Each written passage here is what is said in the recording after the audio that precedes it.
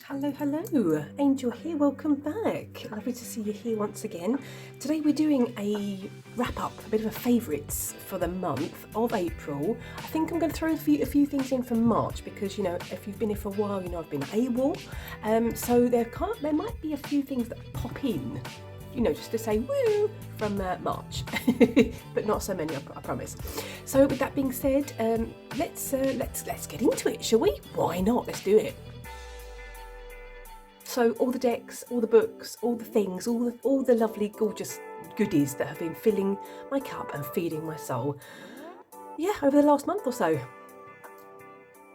So let's start with some of the decks I've been working with this month. These are the first three out. They were the ones used for Dawn Michelle's Weaver's Practice, as well as a couple of others, which I'm going to show you in a wee second. So we've got the Crystal Grid Oracle, the Texture Tarot, and the Faceted Garden Oracle. These two are indie decks. They've been in my collection for a while. This was a new deck in. Oh, excuse me. I saw this on Fairlight Tarot's channel. I'm going to show you the guidebook in a wee second because I think the guidebook is really good. I'm really glad that these two got some table time. I've really wanted to get my indie decks out, merely because they were so dormant in my practice last year. So this was an intention this year to bring out my indie decks. So, you know, I've already gotten a few out, which I'm really happy about. So let's flip a few cards. And let's get into Dawn Michelle's practice. Now, Dawn Michelle's practice, I completed the practice quite early on in the month, which I don't usually do. I usually space it out over the whole of the month. But it was so intriguing, the practice, or what it brought up for me this month, that I wanted to explore that. Now, I have already shown these cards and this combination in my top 11 current favourites video, which I'll link in the description box. I'm not going to stay too long on these ones, but just to say they were really great. Love the combination of decks. Really enjoy this one. It's got a juicy guidebook. Here we go. And there's 72 cards. Let's just give you a look at one of the pages here. So we've got a coloured thumbnail. We've got the name of the card. Then we've got three keywords. The crystal that's in the grid, and then you've got the meaning, and you've even got like a little exercise.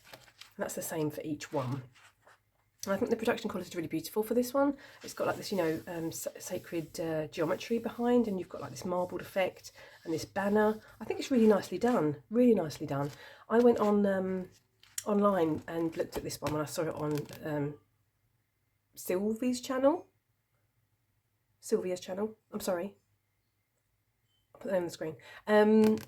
And it was on sale, so, you know, I couldn't pass it up, and I'm really glad I bought it in because I think it's going to be very versatile, and I've tried it, you know, with a couple of other pairings, and it's really good. So let's speak about the things that the Weaver's Practice brought up, and a couple of other decks that I pulled in for the same practice. Let's get into it. So in Dawn Michelle's Weaver's Practice, you have a guide that you choose at the beginning of the year that follows you through the whole of the yearly practice. I'm going to call them like a caretaker, and the Weaver's Practice this year is based, your like home base is in a library, I'm going to say. And so I pulled the Storyteller, which felt quite apt. I pulled this from the Compendium of Witches. So this is my guide, or my caretaker, that follows me throughout the year in this practice. So I decided to use the Witch's Wisdom for the caretaker's deck, or my guide for the year. And I'm really glad I pulled this one out as well, because this one hasn't got a look in, maybe like for a year and a half, 2 years. I used it a little bit. I love this. I used it a little bit, and then I couldn't really get along with it with the majors, you know, flipped. And so back in January, I just thought, I'm not going to bother thinking about that. I'm just gonna get it out and read it, and I'm also almost reading it like intuitively, and then go into the guidebook to you know, read the card meaning. And it's been really great in connection with this caretaker that's leading me through Dawn Michelle's Weaver Practice. So with this deck, I pulled at the beginning of April in the practice these two cards, which this card reminded me of the card from the Tarot V, which, if you've seen my recent Call from Deity video, you'll know that this card was like shown to me in a meditation with my deity. And so this was really interesting because you've got this like labyrinth going on here, you've got this threshold, and you've got these two figures which reminds me of, if you've seen any of my recent videos or follow me at all, you'll know that I have these two facets of self, which is the red bonnet and the inner wolf. And this just really intrigued me when I was shown the card, that, you know, they're standing at this threshold waiting to go into the labyrinth. And then these two came up. It just really, really intrigued me. And then I stumbled upon accidentally, well, not accidentally, but you know, it's like synchronicities, this meme on, I think it was Instagram. And when I saw that and I kind of put these together, I was like, oh, yes, I love that. I love that.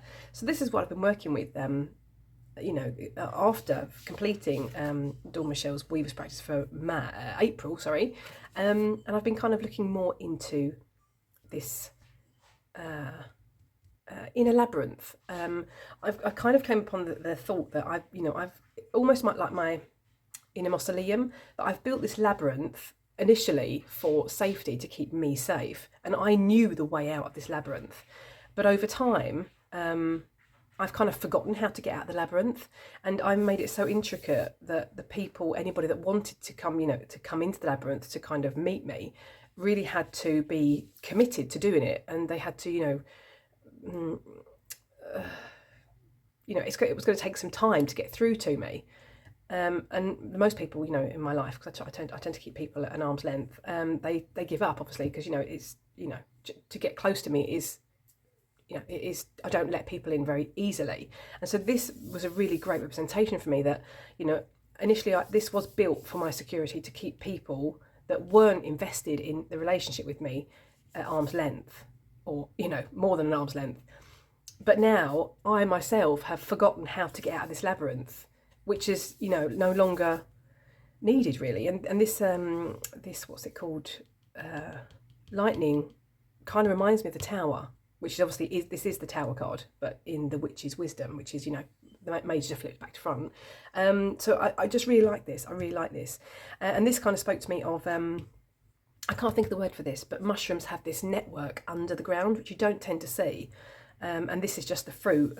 And this was really interesting to me, that these roots are going down, they're going deep.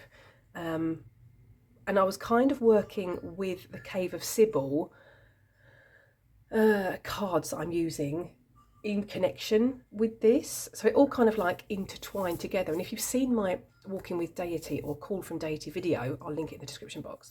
I was speaking about the red thread that's kind of like, I'm going to say tangled, and it kind of, it's tangled within all the areas of my life. So it's been really interesting, like, you know, picking the thread apart. Yeah, is it woo enough for you yet? The other deck that I used in connection with my storyteller or my guide for this practice throughout the year is this one. This is the, what's this one called? Where's the box gone? This is the Wild Woman Oracle. This is a deck that I've had for a wee while. I think it came out of the box, if memory serves correctly. And it's just been in my collection. And I used it when I first got it, and then it went back on my shelf again. And so I'm really glad to get it out this year, for the whole of the year, to as a clarifier for my caretaker, when I, you know, when there's some like dialogue going on within Dawn Michelle's Weaver's practice with the caretaker. So yes, so really glad to have gotten the Witch's Wisdom out and this one, excuse me, to give it an airing and to, you know, to allow it to have some playtime. So yes, that's that. Let's move along.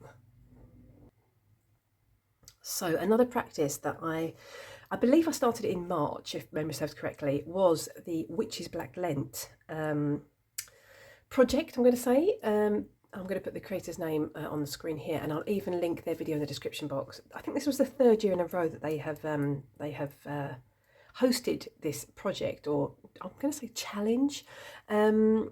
And I did it last year, but this year has given me much more than it did last year, and I still haven't completed it yet. And it's like 6 weeks, and each week there's something different for you to do. So for the first week, I think it was to research the Dante's Inferno and like the sins, and choose your sin. And then the next week, I think it was to create some poetry around the sin. And then there's like a create an effigy, create a scent, possibly an incense, and then the final week is to create the ritual around the whole thing. Now I'm not finished with this, so I'm still to create a scent and complete the ritual. But it's been so potent, this again, this red thread has like been running all through these practices for me. So yeah, so let's get into the decks first, and then I'm going to get into this, which I created. I'll give you a bit of a flick through in just a wee second. So I started working with these decks. Obviously my sin was pride, and I wanted to, the point of Witch's Black Lent was to flip the sin. Now, if you've been on my channel, you know me, I like flipping the narrative on things. I really, really enjoy that. So I've been flipping the narrative on sin, I've been flipping the narrative on pride, and looking at it, you know, that it can be a positive thing, having pride over myself, having pride over what I've created, what I've achieved. And I started looking into this self-saboteur that's like, oh, you know, you haven't done anything for your life, and you know, you're not very good, and all that. You know that voice inside your mind. I can't just be the only one that has it. So I've been kind of trying to reframe that, and I want to do like reclaim or embody the queen phase in my life. And I kind of saw this deck on my shelf, and I was like, oh, I haven't used that in a while. I want to get that out and have a shuffle and see what how it could help me on my journey that I'm on right at the minute, how it can help me in my practice. And I pulled this card, reclaiming your power over difficulty. And with this that I was working with the pride, it kind of really spoke to me. So I've kind of been working with these three together. This was the Goddess of Love Tarot. This was the Divine, or what's it called? Divine Codes Oracle, and the, what's it called? Priestess of Light Oracle, all mass market. And I've been looking at embracing my queen phase. You know, being queen of my castle. Total sovereignty, authenticity. And I've been working with this idea of a shield, creating this protective shield against myself. And the shield embodies all the stories, not the stories, but all the things that I've accomplished in my life. So that when I have that, you know, naysayer or like self-saboteur on my shoulder that's like, you know, you haven't done anything. What have you achieved? You're no good at anything. I you know, in almost like in my mind, I pull forward this shield, which has all of my achievements on it, which I can then, you know, use to protect that inner saboteur. Again, it sounds woo-woo, but it's actually been really working for me. And I think that's the most important thing, isn't it? It doesn't matter how, I don't think, really, how we heal, as long as we don't hurt anybody else. And as long as, as long as whatever method we're using works for us, I don't think it matters really how we get to the healing stage, or we work through the healing stage. Does that make sense? So in, I think March or April, I created like a queen altar, I'm going to say, which I can give you a bit of a look at in just a wee second. And I purchased a secondhand find, which I'm going to also show you, to represent the queen phase that I'm in. And so this was also really, really potent work. Yeah, I think I might pop some images in here for you of the altar. So let's show you that now. So here you'll see on the altar that I've got this female statue. I purchased her secondhand a couple of years ago. She was on my self-love altar initially. And I actually decoupaged her, so she was grey when she first arrived to me, and I wanted to just decoupage her in, you know, all these beautiful flowers and these beautiful pink shades of colour. And so I just went through a magazine and, you know, ripped out all these pink nuances, and yeah, Mod Podged them on. I love it. I really love it. Excuse me. Then you can see this queen candle holder. That's also purchased from eBay secondhand. I love that. Also a bell, which I got secondhand, which you can see there.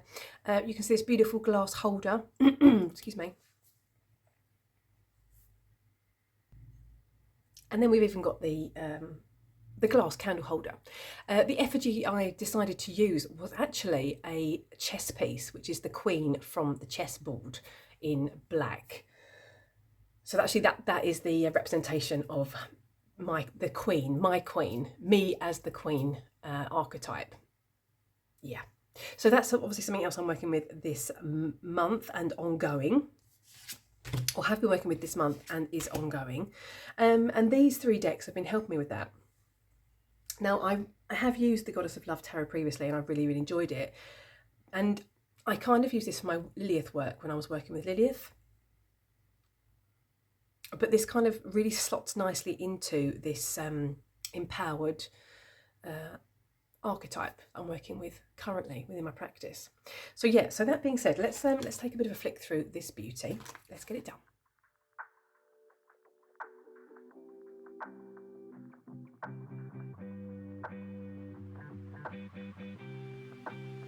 So here's the first spread that I created after deciding on the sin that I was going to work with for this year's Witches Black Lent. I decided to use some different words that also represent pride.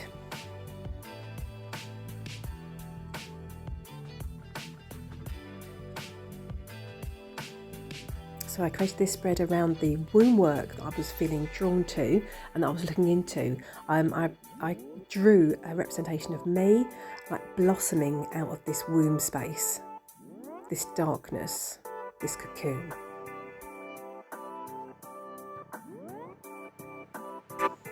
So the next spread is to embody my queen phase. I was feeling a bit anti the maiden, mother, crone archetypes. I'm going to go more into that in another video. Anyway, so I decided to create this page. Here is my crown. I drew it, cut it out, painted it in gold, threw some glitter at it. I also used some ink blots, which I've been really feeling drawn to do as part of my practice recently. And then I also created a sword, because what queen doesn't have a sword? I mean, they do, don't they? They do, of course they do. So and there's my chess piece to represent me. So the next piece of artwork was around my womb and I'm going to say like the facets of self. This piece of artwork isn't finished yet. I want to create some chords coming from each version of me, which is what these little figures represent. Again, working with against the mother, maiden, crone archetypes and working with my phases of my life.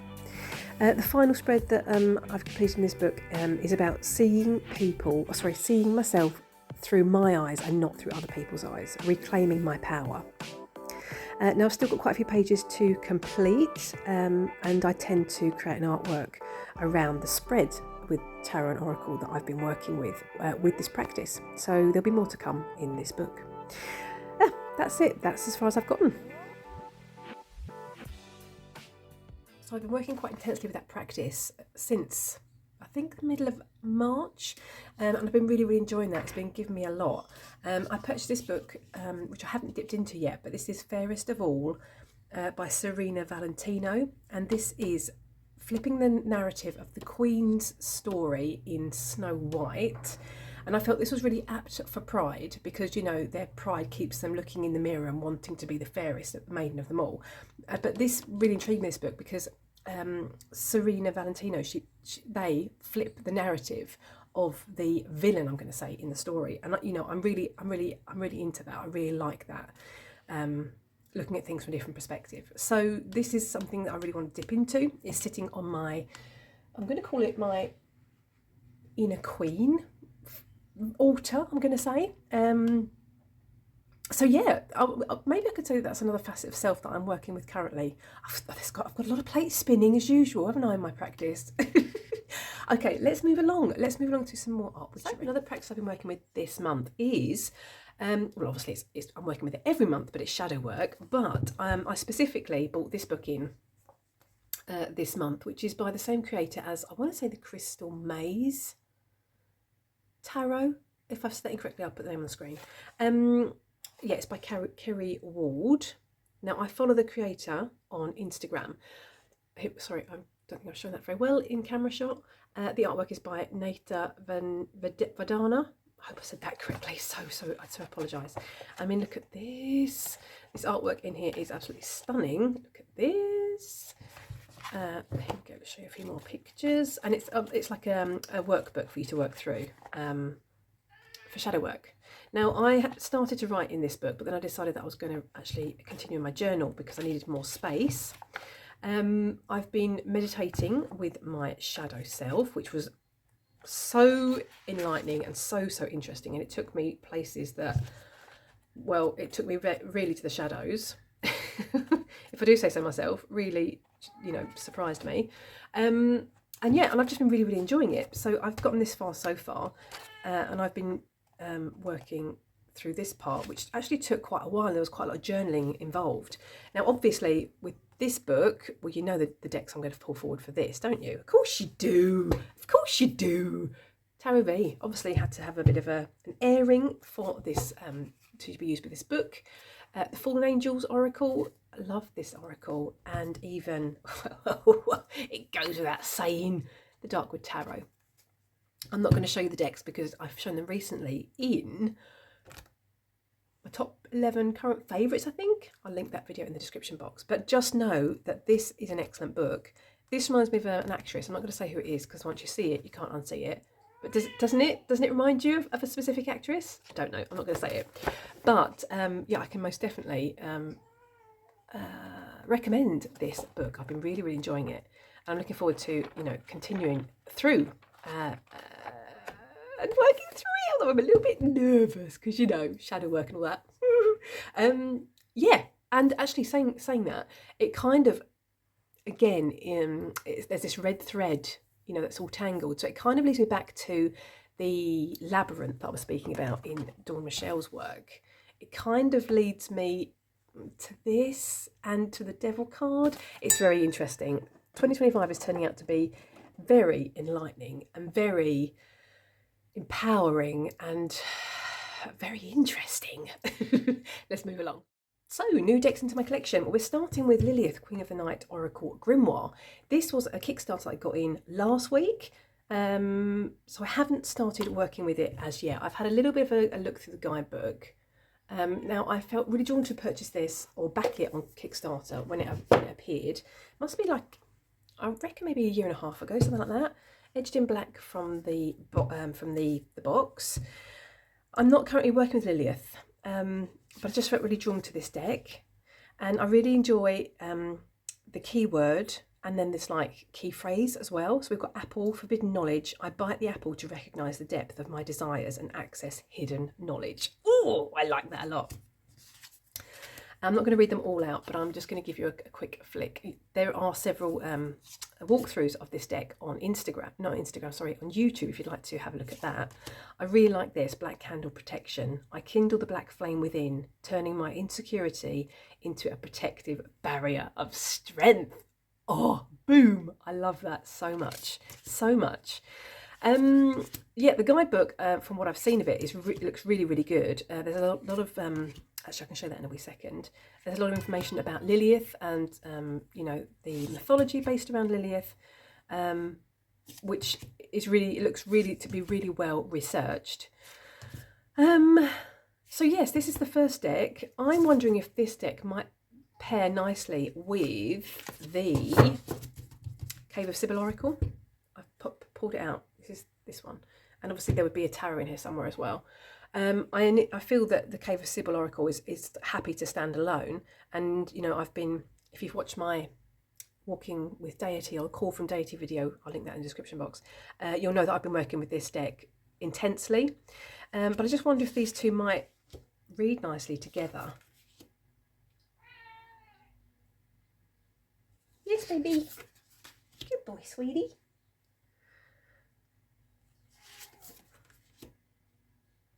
So yeah, I don't mean this negatively when I say it, but I feel this might work really well with this one, because this is like the artwork is a little bit less. There's less in the artwork than this. There's so much going on here.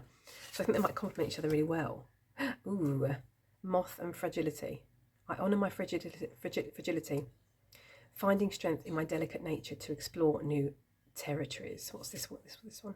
And wound. Ooh. Ooh. I think there's something there. Let's take a look at the other 2 decks that I got into my collection. Oopsie, sorry, I forgot to show the guidebook. This is the guidebook. There is quite a lot of... let's show you the introduction page so you can see, get a bit of an idea. So there's quite a bit of information there, you know, even before you start looking at the cards. And then the card descriptions are, here we go, I'll show you here. So we've got, this is a bit difficult when the book is new, you know. So we've got the number and the name and the keyword.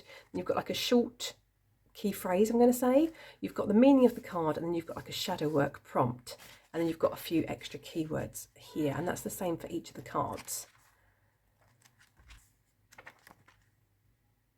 So, you know, I'm really looking forward to diving into this one. It's going to go into my shadow work, or not shadow work, my darker decks basket, which is right beside me. And I'm looking forward to pulling it out in combination with maybe like the Tarot V, and even maybe the Dark Angels Oracle. I don't know, possibly. Okay, we're moving on to the next deck. The next one is the Bloodlands Oracle. Another Oracle. This is a mass market deck. I had this on my radar for a wee while. I wanted to pre-order it, but I didn't dare do that. Not dare, but I didn't do that until I had seen some walkthroughs on the tube, you know, on YouTube. So, yeah, I don't know. It's just really cool to me, the chasm. And you've got like the elemental symbol as well. I really like the guidebook as well. It's like quite short descriptions. But I've been using this. What deck did I pair this on with? I can't think. I've done so much shadow work recently. No, it's, if I can look back in my journal and find what the pairing was, I shall write it on the screen. But I really like the message that I got from the guidebook and the cards. So yes, that's this one. Interesting that they're like, you know, quite pared back colour palettes and in these decks. So here we go. Here's the guidebook. It's quite a meaty guidebook, I think. You've got a black and white picture, and then you've got the number, the name on the card, the key phrase, and then you've got like an upright and a reversed meaning. And that's the same for all the cards. I don't think I read this guidebook from cover to cover. Earth has no sorrow that earth cannot heal. So we've got a bit of an introduction, a bit of writing on the elements there as well, and then we go into the cards. So yeah, I'm really enjoying this one. Again, it's in my Darker Aesthetics deck basket, which is beside me. And the third final deck that came in new in my collection was the Wayward Dark Tarot. This is a deck that I found on Etsy. I was looking at the black, white and red deck. What's that called? Something, is it called the Hollow Tarot by the same artist? I can't think. This is Thoth inspired. I like the sizing. I wanted the bigger version, but the postage was so expensive on this deck that I decided on the smaller version so that, you know, it wouldn't break the bank. But it was still expensive postage because I think it came from the US, I think. The imagery in this just really, really draws me. I really, really like it. And I think this is going to be my way in to learning the Thoth again, because this is, as mentioned, Thoth inspired. The OG Thoth doesn't speak to me, art style wise. I'll get it out in the end. But these are just like, it's doing all the stuff, and it's, you know, it's floating my boat, and it's lighting my candle, and it's right up my alley. And I think, actually thinking about it, I think I might edge this one in red. I think that'd be really nice, red, white and black, because I've got a bit of a thing for red, white and black at the minute. What can I say? I'm in a devil year, you know, cut me some slack, Jack. Okay, so yes, so that's the, I love this as well. So yes, that was, or those were the new decks. Let's move along. So the last month or so I've been deciding to have a bit of a clear out with my tarot shelf and storage area. I've been looking to rehome the decks that no longer resonate for me and haven't been calling to me, the decks I've had for over 2 years. So this was one of those decks that was sitting in the pile to be rehomed, and I suddenly got a glimpse of it and it started tapping me on the shoulder, and it was like, are you sure you want to get rid of me? I think I might have something to tell you. So I started flicking through this deck, and this has never resonated for me as a tarot deck. So I was thinking, should I rehome it, or should I turn it into a deck that suits my purposes? Now I know that there are quite a few people that really, or I've seen on TarotTube, that really enjoy this deck, and but for me it's never resonated as a tarot deck, unfortunately. So I decided to cut the titles off and create an intuitive oracle deck. Now, intuitive oracle decks are really floating my boat in my practice right now, and I think that's inspired by the Cave of Sybil Oracle, which has their keywords on the back. I found this really, really helpful. It allows my brain or my intuition to work and kick in before being drawn to the keyword on the card. Now, when it comes to modifying, I do tend to use Dawn Michelle's tried and tested method of modifying decks. But this time I just decided to go rogue from the get-go. I lined it up on my guillotine, and the cards turned out really, really well. As you'll see, I stop now and again here just to feel and make sure that they are following the measurement.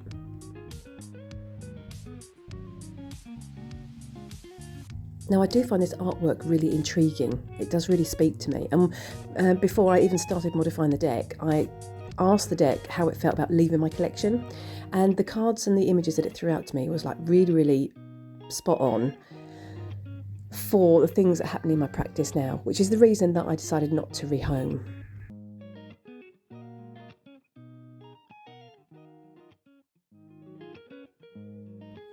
Do you have this deck? And how do you get along with it if you do? I'd be really interested to know what kind of readings you use this deck for as well. I've got this beside me currently, and I'm currently using it as a drawer. But as I mentioned recently in one of my other videos, there is something brewing on the horizon, and I feel that is what this deck is going to be used for. So yeah, watch this space. So here we go. Now I'm obviously rounding off the corners. I just wing things basically. So this looks pretty good to me. Feels pretty good. Yep, feels like it all matches. Backs look great. I don't tend to look at the backs anyway, to be honest. So yeah, it's time to get this baby corner rounded. Let's do it.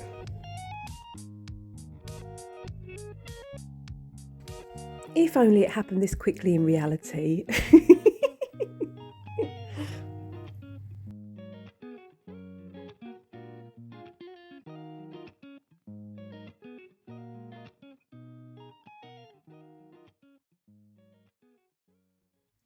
And so here is the final result.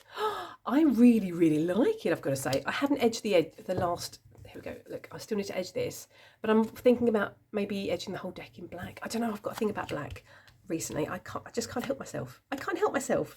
The colour black is really speaking to me. Love this. Reminds me of my inner mausoleum. Gorgeous. I love this. This was the card that I pulled, as mentioned in the video. Did I mention that in the video? I'm not sure. Anyway, that was the card I pulled anyway. One of the cards when I asked what this deck could teach me, or if this deck wanted to leave my collection. What it could teach me, I think. Yeah, I'm going to stay there. I'm going to stop with that. So yes, and I love this. Reminds me of my red bonnet facet. So, and this, I love this. Gorgeous. So yes, that is the finished, almost finished, apart from the edging, product. Love it. I'm not going to say exactly what this deck is doing at the moment in my practice, but let it be known that it's being used instead of sitting on my shelf as a tarot deck. So some more art witchery that I've been indulging in, dare I say, is yeah, some things based around my servitor. I'm still creating my servitor, and I'm creating like the conditions that they're able to, I don't want to say work under. Well, yeah, okay, we'll say work under. And, you know, due to my old age and, you know, my squirrely brain, I feel I need like a little manual to remind me of the conditions that I've decided upon, so that, you know, in like 6 months, I can remember what the plan was, what I had in my mind. And I didn't want to create that in my journal. I wanted a specific place to have it. So this is going to sit, I created this out of some old cardboard, and, you know, just painted it grey because there's a specific reason for that, which I'm not going to go into. And there's like this shield on here. Yeah, I'm not going to go into that either. But my plan is to create this like little manual for my servitor, which is going to sit on my servitor altar, which unfortunately I can't show you either. It all sounds a bit like mysterious, doesn't it? But you know, when it concerns servitor work, it's best to not really say so much about it. So yeah, I've created this, and that's all I'm going to say, basically. So yeah, one last piece of art witchery, which is my colour journal. Let's take a look at how that's looking. So I had to pan all the way out to get this in because it was just, you know, it's so big. Okay, so this was my January page. If you're not clued up on this was a project that I decided to start in January. I wanted to keep track of the colours I was feeling really drawn to throughout the year. So previously I have created this in my, you know, bog standard journal without any colour, without any, you know, super duper decorating. And I just wanted to add a bit of, you know, whimsical inspiration, arts and crafts into my practice monthly, and that's what this is. So this is like a bit of a breakdown, a quick look at all the things that were really resonating for me in January. So I painted this bookshelf, which the idea came from Alvine, I'm sure it did, years ago, and they, you know, had the books that they were reading. They do this in their journal, and I really like that idea. So instead of books, I actually use this for the tarots that I've been using for the month. So this was January's page. I was obviously, you know, really drawn to the colour purple. Yes, of course. I think I've shown you this, but I'm not going to show you again. But this was like a bit of an insight into the colour purple, what it meant, the associations, that kind of thing. I think I mentioned this before as well. These were old gardening. It was like a box with all different flowers in, and all information on how to look after certain plants, which I actually got hold of on a tip site on Facebook, and I've been using those to resonate with the colour of the page and, you know, add some information on the back. This was February's page, and in February I was really drawn to the colour red. Yeah, this time there is no bookcase. I decided to write all the decks and things like that in here. Here is another one of those flower cards, as well as here. There's some information on the back here, things that were resonating for me. Obviously the wolf was really resonating for me because, you know, it is my inner wolf and my red bonnet. And I came across a really beautiful quote which I really liked, and I can't think where I found it. Apologies for not being able to mention the source, but it says, "A healing moment ripples forwards and back." I love that. I think that's so, it's like, you know, it does ripple forward to the coming ancestors, and you know, backwards to the ancestors that have been, and, you know, and it obviously affects me as well and helps me. So let's see if I can do this without jingling the bells that I have here. The bells. And then we had March's page. Let's do this. And March really, if you've seen my Call to Deity video, or Call of Deity video, you'll know that I was working and am working with womb healing, my own, and the womb that I was in my mum. And that's why pink was really resonated for me in March. This is to represent like the womb, the inside of the womb, and like the vessel being the womb. So I had like glasses and cups and all different things, all different kind of vessels, and like shells that were holding my facets of self. Yeah, and then I wrote down, obviously, like I did in January, the cards that I pulled out of my I'm sure I did show you this. My cards are sitting here, or were sitting here, for the month, and these are made out of old music paper that I also found at the charity shop. And I think I mentioned this as well, but I'm now repeating myself, apologies. I put money in here monthly. You know, it might be £10, it might be £5, it might be £20, depending on, you know, how flush I'm feeling that month. And it's to, you know, get a little nest egg together at the end, and hopefully at the end of the year I can buy myself something nice, or use it for, you know, Christmas food, or whatever it is. This is going to be April's page. I love this. I created this out of like some collage or some like old magazines and stuff that I had, and some old books that I got from the charity shop. I just really like it. I don't want to go too much. Well, maybe I should. It kind of resonates. It kind of like resonates with the Devil card year that I'm in, and the Cave of Sybil Oracle. Oh, I just love it. I love it. So I haven't completed this page yet, but this is going to be for the month of April. Yes. Should we move on? I think we should. So let's move on to the last random piece of art witchery, possibly. This is the extra box from the Wild Unknown Tarot. I have shown this box recently in my 11 top current favourites video, I think it was called. Anyway, what is hiding or being stored in this box is something that I kind of started doing. It's got to be a month, 2 months, maybe a little bit longer ago, and I think I was inspired by Leanne. I think it's Leanne Smith. No, I'm going to put the name on the screen. And they were showing their altar space, and they were showing an ink blot that they had created, and I was thinking, ink blots, that would be a fantastic way to kind of round off a reading, or round off a working, to, you know, yeah, just to have this intent with this ink blot, to see, almost to get the final message almost of a reading or of a working. And so that's what I started to do. I started to use gesso, spray the paper with water, fold the paper over, and then open it up, and, you know, whatever I see, I see. So I've shown a couple of these before. I showed them in the previous video, as mentioned, and I had a specific intent with each of the ink blots that I was creating. So this one, the keyword was womb. This one was created in February, actually. I wrote the dates on as well. So this to me looks like a little fetus with like this little person, you know, in the fetal position with the umbilical cord going off. This one was healing, and this to me almost looks like it's two people sitting back to back with their legs crossed, or like legs drawn up to their body. I really like that.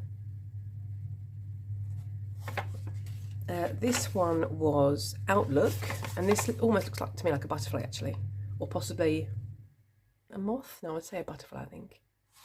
Then we've got breaking spells. This was when I was working with the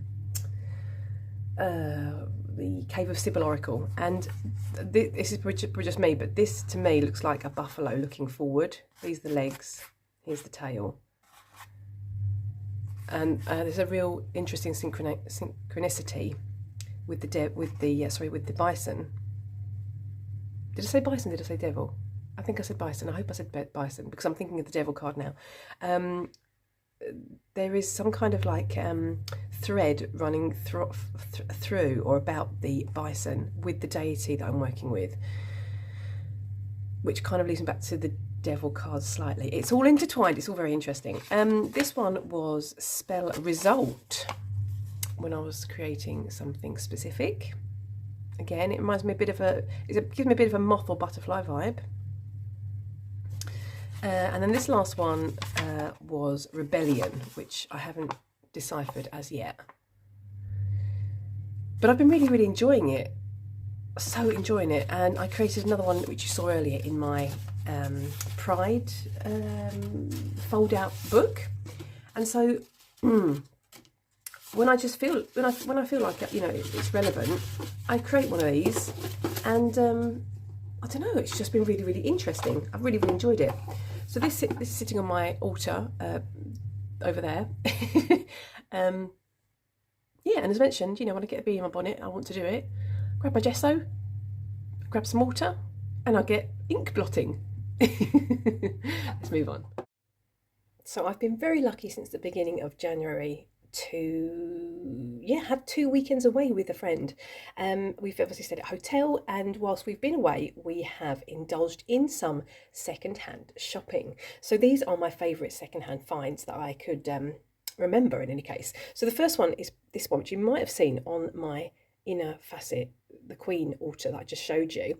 This is a necklace with a pineapple on it. Yes, it is. You would be correct. And I've been using this and wearing it when I've been working with my inner queen facet, because I was thinking of, you know, that saying, be like a pineapple and wear your crown. And that's when I saw this, I was like, oh, that's going to be perfect. So for any of the pride work that I've been doing with the Witch's Black Lent, and in my inner facet with the queen work, I have this on. And I've been really enjoying it. It's you know, it makes me feel a bit, you know, stand a bit taller and, you know, shoulders back, and, you know, to embrace this inner queen facet that's going on. As well as that, I purchased this while I was away. This is just a vase, but this pattern on the vase reminded me of this horned figure and the devil card that I'm working with, and this year I'm in the devil card year this year, and I have a little shrine to the devil card, and yeah, it just reminded me of that, basically, with the horns. So that's sitting in pride of place on my devil card shrine. This was purchased from eBay. It's like a little resin horn, or like, what's it called, skull. And this is actually for a doll's house. Actually, it's to be hung on the wall in a doll's house, but I just thought it was so cute, and this is again sitting on my devil card shrine. That was just a couple of pounds on eBay. Also on eBay, I found two of these, but I'm just going to show you one of them. This is a yes/no coin, as mentioned. I found there was two on the same listing. So one of them is sitting on my deity altar, and this one is, you know, just for when I'm feeling, you know, should I do it? Should I not? I don't know. Yes or no. This I found also, whoopsie, on eBay. This is sitting also on my queen altar as a reminder. It's that shield that I was speaking to you about earlier, about the shield of what I've accomplished and my own stories, to use against my inner self-saboteur when I start talking, you know, rubbish about myself. And it's actually a ring, but it just sits there to remind me of this shield. So that's what that's for. I bought this fantastic bell while I was away. I've got several bells, and I'm going to warn for a loud noise, but it was just such a beautiful sound that I had to buy it. It was only a couple of pounds in the charity shop. Warning for the sound now, if you'd like to turn your sound down.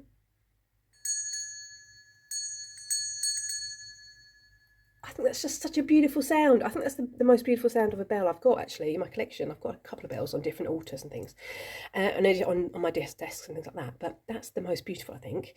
I've got a couple more. You saw the candle holder, the glass candle holder on my inner queen altar, so I'm not going to show you that. And you did see this, but I'm going to show you this again because it's just so gorgeous. I think this is made out of glass, or maybe it's crystal, I don't know. It was about £6, I think, from the charity shop. It's just gorgeous, and I want to create a work in this on that. I'm going to call them out inner queen facet, which I'm looking to pull forward with pride. I tell you. Last two items, which I think there's probably a couple more that I've forgotten, but you know, these are the ones that I can remember. This beauty, I've been looking for one of these on eBay for ages, and I found it at the charity shop when I was away with my friend, and it's for my desk, you know, so when my desk gets grubby from, like, you know, herbs and stuff, my desk gets quite grubby, I can use this. It's fantastic, and then it's like so dinky that it sits. I have it in my tarot cart beside me, so I can just grab it, you know, and ta-da-da-da-da, and then my desk is nice and tidy again. I love that. So good. It's only a couple of pounds. And my bestest, is that a word? I don't know. Secondhand find, was this beauty. Yeah, that's my kitty cat showing his appreciation. This is almost like my poison ring, but it's a poison locket. I know, right? Look, it's got this. This is malachite. If I am to believe the listing. Let's see if I can open this beauty. Wait a second, wait a second, wait for it. Oh, here we go. And it's got this little, you know, this little, what's the word? This little place that you can store things, you know, poison, obviously, which, you know, I'm clearly not going to do that. But, and the listing, like listed it as like for, you know, like headache tablets or something. And I was like, oh, that's going to be great. I'm going to be, you know, added some super duper herbs and some spell working to that, I think. And it's silver. And I love it. I think that was my best find, my best secondhand find. And it's just so pretty. So yes, those were the secondhand finds. So my coffee cup is bare. That must mean it's the end of the video. That's all I've got for you for my April favourites and things that were feeding my soul. So, yeah. I'm going to thank you so much for hanging out with me. Have a lovely morning, afternoon, evening, wherever you are in this world. Take care, and I really hope to see you in the next video. Toodaloo.